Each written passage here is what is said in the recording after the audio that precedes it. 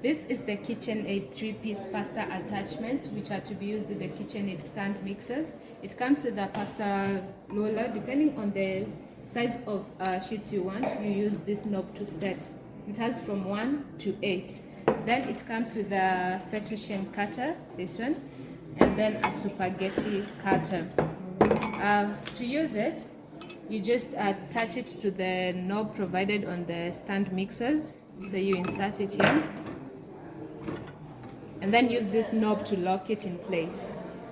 Make sure it's well tightened. To clean this, it should not be put in a dishwasher or even immersed in water.